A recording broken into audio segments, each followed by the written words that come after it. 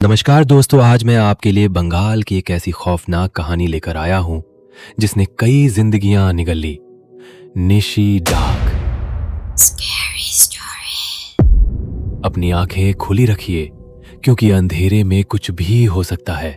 साल 1998।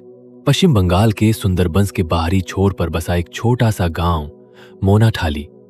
यहां की जिंदगी शांत थी, लेकिन हमेशा एक अनदेखे डर की परछाई में। गांव के बड़े बुजुर्ग अक्सर हमें चेतावनी देते थे, रात में अगर कोई तुम्हें आवाज दे, अपना नाम पुकारे तो जवाब मत देना, चाहे वो कितना भी जाना पहचाना स्वर क्यों ना हो। ये चेतावनी थी निशी डाक के बारे में। मैं आलोक दास तब शहर में अपनी नई नौकरी छोड़कर गांव लौटा था। मुझे इन पुरानी कहानियों पर यकीन नहीं था। मैं इसे सिर्फ अंधविश्वास मानता था, जब तक कि वो काली रात नहीं आ गई। मानसून का महीना था। लगातार बारिश से मिट्टी दलदली हो गई थी। आसमान बादलों से ढका रहता। चांद की रोशनी मुश्किल से जमीन तक पहुंच पाती। ऐसी ही एक घनी काली रात में, जब पूरा गांव गहरी नींद में था, मेरे कमरे की खिड़की पर एक हल्की सी दस्तक हुई। मेरा दिल एक पल के लिए धड़कना भूल गया।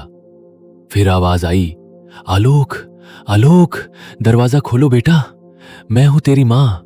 ये मेरी मां की आवाज थी, पर मां तो मेरे बगल वाले कमरे में सो रही थी। मैंने घड़ी देखी, रात के 2 बजे थे। मेरा दिमाग तेजी से चला।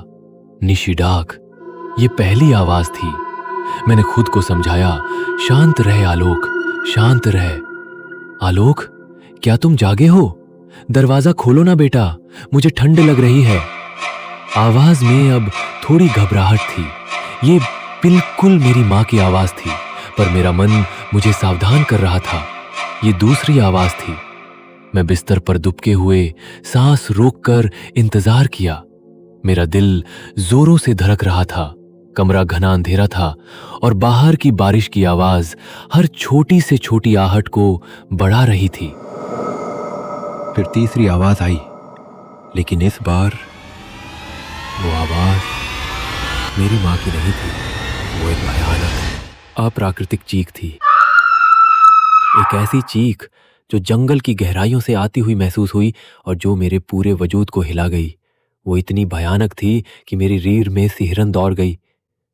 मैंने अपनी आंखें जोर से बंद कर ली, खुद को पूरी तरह से बिस्तर में समेट लिया। मुझे पता था मैंने दरवाजा नहीं खोला था और मैं बच गया था। सुबह जब मेरी आंख खुली तो मेरे माता पिता मुझे देख रहे थे।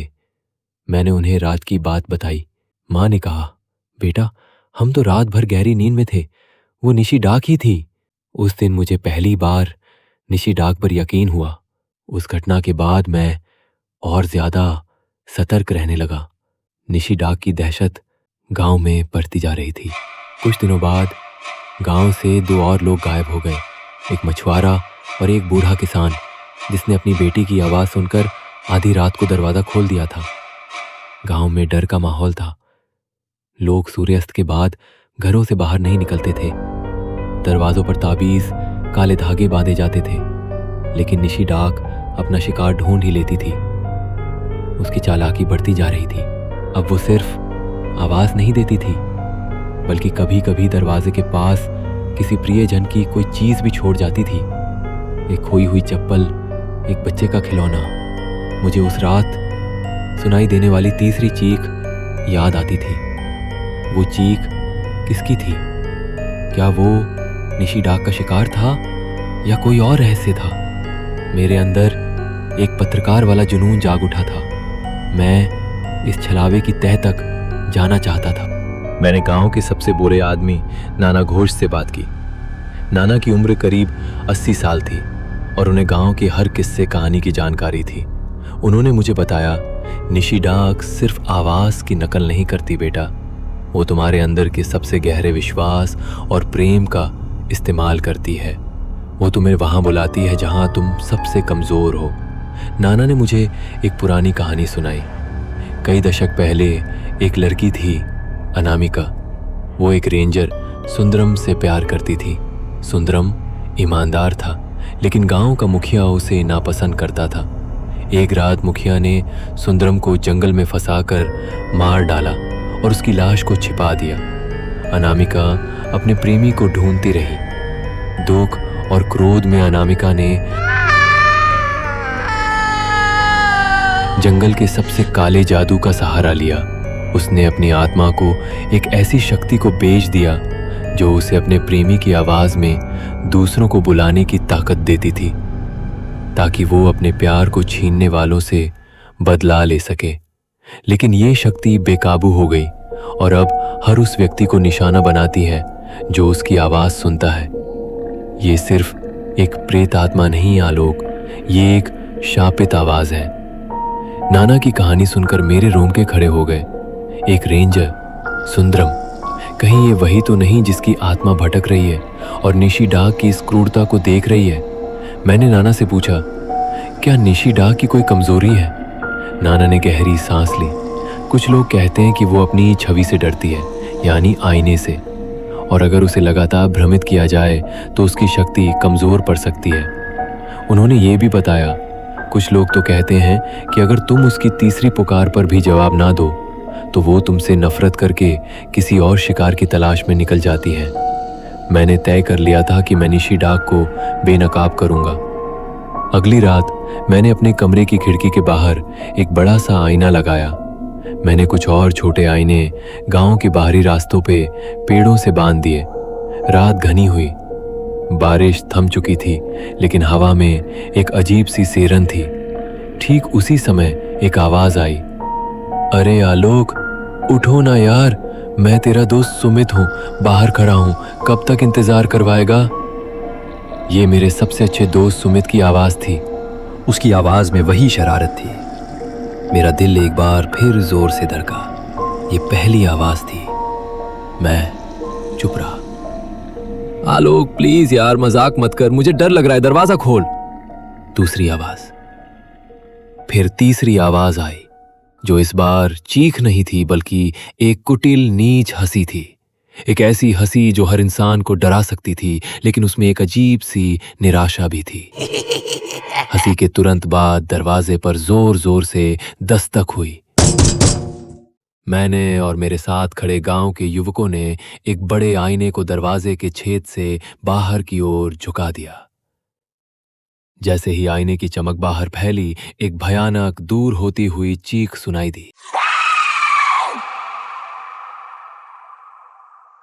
जो पूरे गांव में गूंज उठी।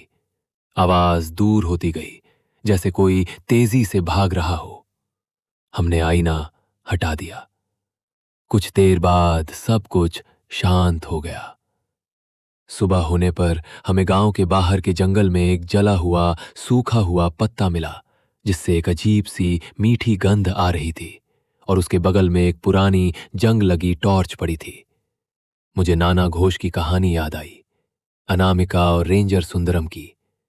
मुझे यकीन हो गया था, जब निशी डाक अपने शिकार को बुलाती है और अगर शिकार उसके जाल में नहीं फंसता तो उसकी तीसरी आवाज पर वो आत्माएं जो निशी डाक के शिकंजे में फंसी हुई हैं, शायद अनामिका का प्रेमी सुंदरम भी निराशा में चीख उठती हैं, शायद डर में, या शायद एक बेबस चेतावनी के रूप में।